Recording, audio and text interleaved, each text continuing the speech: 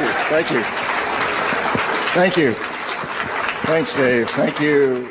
I'd like to start by saying why, from an economic hitman's perspective, I think we're at war. Why we're doing what we're doing in the Middle East today, in Palestine, Israel, Lebanon, in Kuwait, and all over. Why this is happening, and by understanding that, how we must end it. You know, we see all these signs about getting rid of George Bush, but we all, I think, know that George Bush isn't really the problem.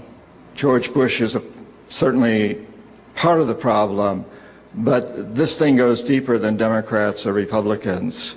You know, we have to remember that it was John Kennedy and Lyndon Johnson who really took us into Vietnam. They were Democrats. It's the corporatocracy. It's the people that run our big corporations. And so we'll be talking a little bit about that tonight to really try to get at the heart of this problem. And I'm not trying to forgive George Bush. I mean, I'm as upset as anybody is at what's going on today in this country. But to just think that that will do away with the problem by voting in somebody else isn't going to solve the problem. We've got to go deeper than that. And tonight, we're going to do that. I have a very strong conviction that when we leave here tonight, all of us, together we will be determined, you and I, to go out and do the right thing. And it's the pragmatic thing. It's the rational thing, and it's the patriotic thing. And we're going to turn this country around. We're going to turn the world around in that process. And we're going to create a world that my 24-year-old daughter and her children will be very happy to inherit. And that means that every child growing up today and in the future in Nigeria and in Indonesia and in the Philippines and in Iraq and in Bolivia and Ecuador and Mexico also will be happy about what's going to happen here tonight. The movement that we're going to get going on to change this country, because I believe that it's not that difficult.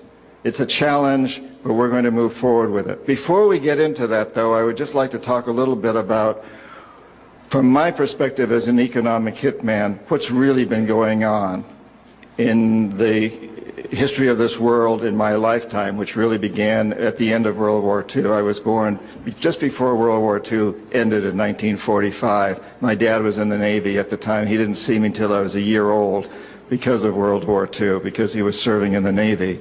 I didn't see him either till I was a year old. I don't remember that occasion, but he tells me he does. From my perspective, what we've been doing since the end of World War II is building an empire. And today we have managed to build the world's first truly global empire. It's the first in the history of the world. And it's also the first empire that's really been built without the military for the most part. It's been built through economics, through economic hitmen like me. The military has been there standing in the background, prepared to go in to serve us, to take care of things when we failed. But it's been essentially built through economics. And in the process of building this empire, let me go back. This empire is the first truly global one. We're unchallenged by any other superpower. We're challenged today by men and women with homemade bombs on their backs, but we're not challenged by any other empire today. And it's the first empire that hasn't been built primarily by the military.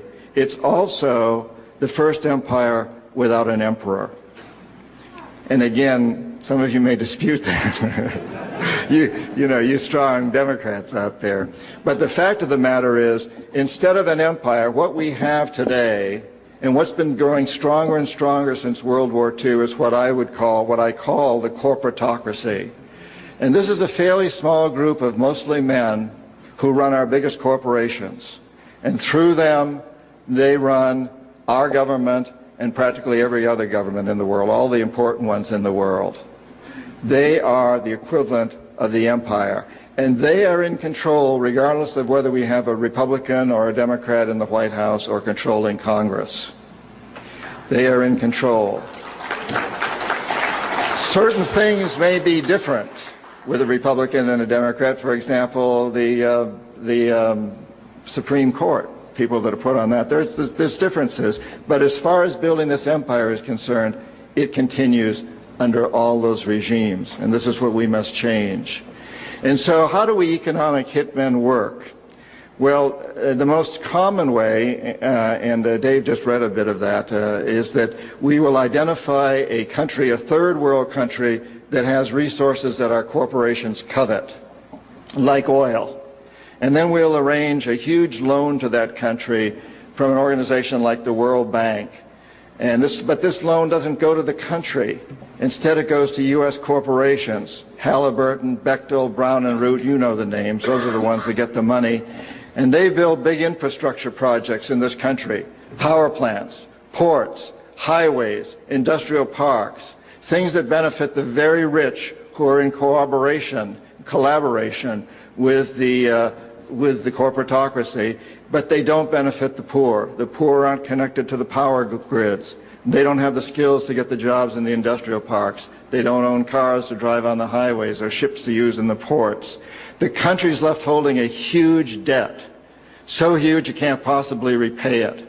So at some time, we economic hitmen go back and say to the country, listen, you can't pay your debts, so give us a pound of flesh.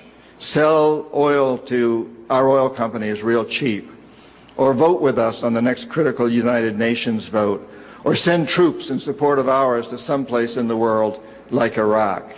And in that way, we've built this empire. There's a lot of other things we've done, but that's the most common and most typical one.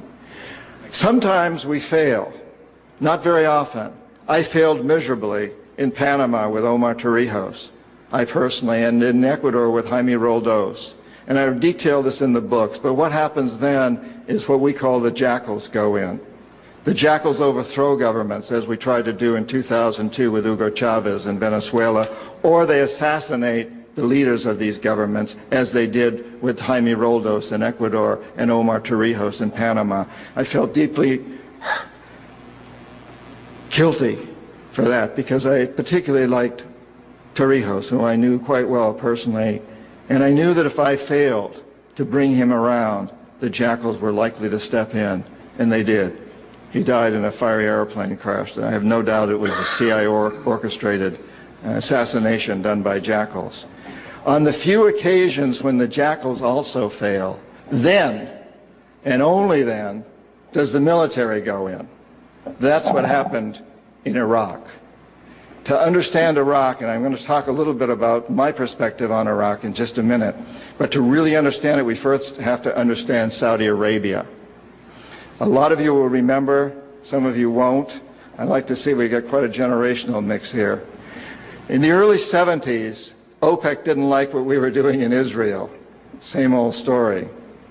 And so they cut off our oil supplies. So some of you will remember these long lines at the gas stations. And we feared we were going to have another depression like the 1929 depression.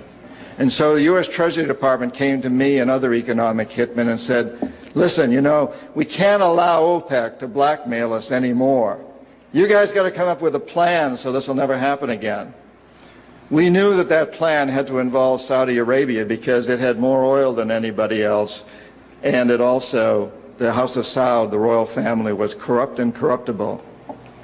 The long version is explained in the book, but the short version of what we did, the deal we finally struck with the House of Saud, was a deal whereby they would return almost all the money they made from selling oil to the United States, invested in U.S. government securities. The U.S. Treasury Department would use the interest from those securities, which over the years has amounted to trillions of dollars, to hire U.S. companies to westernize Saudi Arabia, build petrochemical complexes, desalinization plants, whole cities out of the desert, McDonald's and all the other things that go along with our Western culture. The House of Saud would also agree to keep the price of oil within limits acceptable to the oil companies.